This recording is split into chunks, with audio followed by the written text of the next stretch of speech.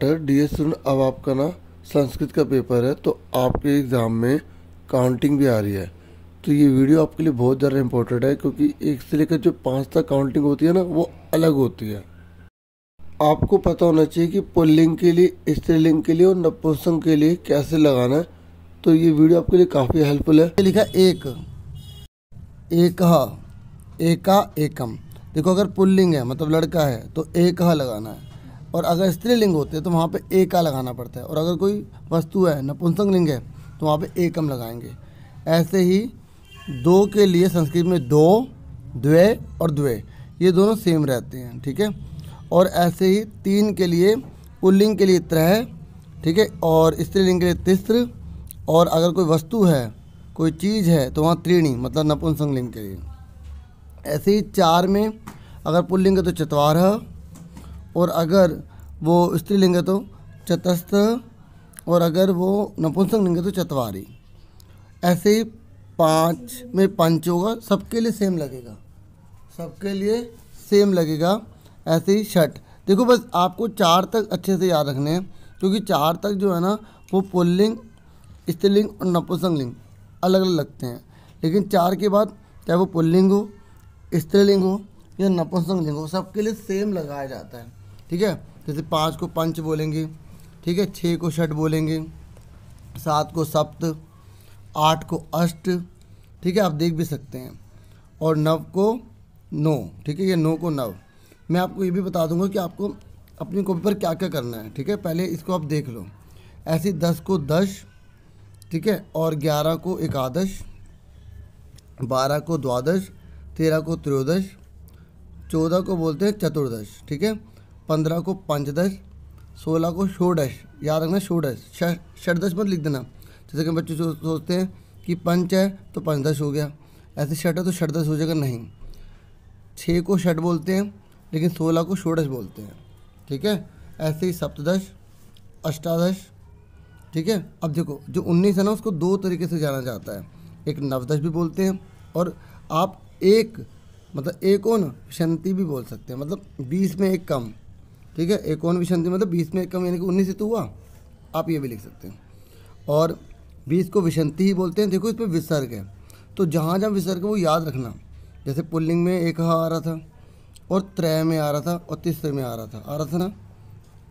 उसके बाद सीधा जो विसर्ग आया है वो आपने देखा सीधा विशंति पे आया, ठीक है। उसके बाद सब में आ रहा है, ठीक है। देखो एक विशंति मतलब 21, द्वाविशंति यानी कि 22, त्रयो विशंति यानी कि 23, फिर चतुर्विशंति 24, ठीक है, फिर पंच विशंति 25, और देखो यहाँ पर षोडश नहीं हुआ, यहाँ षड विशंति। देखो जो 6 था ना वो षड था, और यहाँ पर जब हम 26 लिख रहे हैं तो षड विशंति है, ठीक है। आ रहा समझ में? आपको 50 तक गिनती अच्छे से आनी चाहिए। सप्त विशंति, अष्ट विशंति, ऐसे ही नव विशंति, और मैंने अभी आपको बताया था जैसे 19 को लिखते हैं ना नवदश, और एकोन विशंति, ऐसे ही अच्छा जो 19 है उस पर भी विसर्ग है, ये भी आप याद रखेंगे, ठीक है। और उसके बाद यहाँ पर जो एकोन त्रिशत है ना इस पर विसर्ग नहीं है, और जो 29 है, ठीक है, जैसे नव विशंति का इस पर विसर्ग लगाना है। अब देखिए विसर्ग नहीं आ रहा। अब देखो 30 को क्या बोलते हैं, 30 को बोलते हैं त्रिशत, ठीक है। उसके बाद एका त्रिंशत, फिर द्वात्रिंशत, फिर त्रयस्त्रिंशत, फिर चतुस्त्रिंशत, फिर पंचत्रिंशत, ठीक है। ऐसे ही षट्त्रिंशत, फिर उसके बाद है सप्तत्रिंशत, अष्टत्रिंशत, नवत्रिंशत। वही देखो हर बार जब भी आप देख रहे हो कि 19 आ रहा था तो हम दो नाम बोल रहे थे, दोनों में से कोई भी एक लिख सकते हैं। ऐसे 29 आ रहा था तो उसमें भी हम दो लिख रहे थे। ऐसे ही 39 है तो इसमें देखो नवत्रिंशत या एकोन चत्वारिंशत, बताया था ना 40 में एक कम, ठीक है, इस तरीके से लिख सकते हैं। उसके बाद चत्वारिंशत हो गया मतलब 40, उसके बाद क्योंकि एक है चत्वारिंशत, फिर उसके बाद द्वा चत्वारिंशत, ठीक है। उसके बाद हो गया त्रय चत्वारिंशत, ठीक है, फिर चतुर्थ चत्वारिंशत, फिर पंच चत्वारिंशत, फिर षट चत्वारिंशत, सप्त चत्वारिंशत मतलब 47, ऐसी अष्ट चत्वारिंशत, ठीक है। मैथ में भी लिखा हुआ है, आप आराम से समझ सकते हैं, है ना। उसके बाद नव चत्वारिंशत, वही एक दो तरीके से नाम होते हैं इसके। ऐसे एकोन पंचाशत यानी कि 50 मतलब 50, ठीक है। समझ में आ गया आप सबको? तो ये 50 तक गिनती थी। हम एक एक करके क्वेश्चन करते हैं। सबसे पहला क्वेश्चन हमें ये बोला गया है कि आप इनको गिनो और बताओ ये कितना लिखा है। ठीक है, अब आप फटाफट इसको गिने। ठीक है, और मैं अब आपको आंसर दिखाता हूँ। ठीक है, आप फटाफट गिन के ना फटाफट देख लें क्या होगा, यहाँ से आराम से देख लें क्या होगा। ठीक है, और फिर इसके बाद अपने आंसर मैच करना। आंसर देखिए फटाफट। देखिए, आपको पहला क्वेश्चन में जो अभी आपको चित्र दिखाया था उसको आपको संख्या में लिखना है। तो यहाँ पर आप आंसर देख सकते हैं, जैसे घड़े कितने थे 18। ठीक है, और आम कितने हैं, एक विशंति। ठीक है, उसके बाद जो है आपको जो है गेंद बतानी थी, तो गेंद कितनी है 5। ठीक है, कोई चीज़ आगे पीछे हो सकती है। ठीक है, और मोमबत्ती कितनी है 63। ठीक है, उसके बाद आपको कैंची बतानी थी, चतुर्विशंति मतलब 24। ठीक है, और 63 मतलब होता है 36। ठीक है, और 5 मतलब 15। ऐसे ही आपको जो है पत्ते बताने थे, पत्ते कितने हैं, तो ये 63 यानी कि 33। ठीक है, तो ये आप आराम से यहाँ से नोट कर सकते हैं। उसके बाद हम बढ़ जाते हैं सेकंड क्वेश्चन पर। तो सेकंड क्वेश्चन में आपको टाइम बताया गया है, तो पहले क्वेश्चन दिखाता हूँ फिर आंसर दिखाऊंगा। देखिए, जो ये टाइम है ना, तो मैं आपको टाइम बता दूँ। अगर यहाँ पे 30 लिखा आता है तो आपको सार्ध लिखना होता है। क्या लिखना होता है, सार्ध। ठीक है, और अभी आप में केवल 30 का ही बताया गया है। अगर 30 लिखा आता है तो उसके आगे सार्ध मतलब होता है आधा। ठीक है, और अगर यहाँ 15 लिखा होता तो हम जो है सपाद लिख देते। क्या लिख देते, सपाद। और अगर यहाँ पर 45 लिखा होता तो हम पादोन लिखते। बस एक बात याद रखना, जैसे हिंदी में हम 4:45 बोलेंगे तो हम पादोन पंचवादनम बोलेंगे। ठीक है, जैसे हिंदी में बोलते हैं ना, तो पौने आ जाए ना, पौने मतलब 45 लिखा तो आपको जो है पादोन लिखना है। ठीक है, इस बात को आप ध्यान में रखेंगे।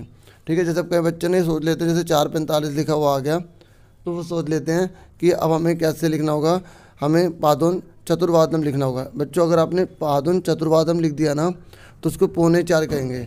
आप इसको अगर हिंदी में बोलोगे तो क्या बोलोगे, 4:45 को 4:45 बोलोगे ना, तो आपको 4:45 ही लिखने हैं। मतलब पादोन पंचवादनम, मतलब 5 बजने में 15 मिनट अभी हैं। समझ में आ गई? ये तो मैंने थोड़ा एक्स्ट्रा बता दिया। अब सीधा इसके आंसर की ओर ले चलता हूँ।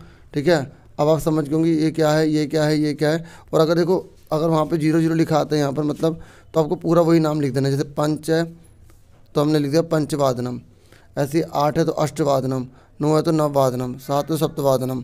मैं आपको आंसर दिखाता हूँ, आप आंसर देखिए। देखिए, टाइम है, आप आराम से देख सकते हैं। बस ये है कि मैंने यहाँ पर जो है कुछ आगे पीछे लिखा है। अभी आपको क्वेश्चन इसलिए दिखाया था, आप लाइन से, जैसे अगर आप ऐसे भी लिख देंगे कोई दिक्कत नहीं है। जैसे 10:30 को बोलते सार्ध द्वादशवादनम, एग्जाम्पल दे रखा था। फिर उसके बाद दूसरे नंबर पर था 5 पंचवादनम, है ना। फिर तीसरे नंबर पर था, आपने देखा होगा 12:30। ठीक है, तो उसको क्या बोलते हैं, सार्ध द्वादशवादनम। मैंने आगे पीछे लिखे लेकिन बता रहा हूँ। उसके बाद चौथे नंबर पर जो था वो था नववादनम। उसके बाद 5वें नंबर पर था 11 यानी कि एकादशवादनम। ठीक है, उसके बाद जो है 8 बजे था, ये 8 है तो अष्टादशवादनम। उसके बाद जो था हमारा यहाँ पे एक चीज़ छूट गई है, 6:30। ठीक है, तो आप उसको जो है लिख लेंगे अपने आप। क्या बोलते हैं उसको, सार्ध, मैं 6:30 का बता रहा हूँ, सार्ध षटवादनम, षटवादनम। ठीक है, मैं एक बार साफ से लिख देता हूँ आपको। तो अभी पहले आप 1:30 बजे का देख लो, सार्ध एकवादनम। ठीक है, अब मैं आपको 6:30 का दिखा देता हूँ एक बार। देखिए, मैंने आंसर लिख दिया 6:30 को सार्ध षटवादनम। ठीक है, अब उसके बाद हम अगला क्वेश्चन करते हैं। अगला क्वेश्चन जो है वो है हमें रिक्त स्थान दे रखे हैं, यहाँ पर हमको इसमें से देखकर भरना है। ठीक है, तो मैं आपको इसके ऊपर ही नंबर डाल देता हूँ, आप इसमें आराम से भर लेना। बाकी मैं आपको आंसर भी दिखा दूंगा, मैंने उसको भी करा हुआ था। ठीक है, देखिए, जो भी मैंने आपको क्वेश्चन दिखाया था, क्वेश्चन वहीं से नोट करना। आंसर आप यहाँ से देख सकते हैं, क्योंकि ये आगे पीछे मैंने लिख दिया है। देखो, पहले का है, फिर खा, फिर नीचे से गा घा ड़ा। क्वेश्चन आपको पीछे से देख लेने हैं, फिर आंसर आप भर सकते हैं। बाकी मैं आपको आंसर भी जो है उसमें लिख के दे देता हूँ।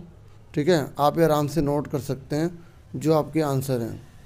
ठीक है डियर स्टूडेंट्स, तो बहुत इजी है।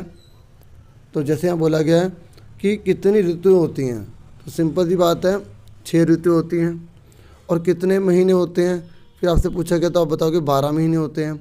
फिर आपने बोला कि हमारे शरीर में कितने हाथ होते हैं। ठीक है, गा को देखो।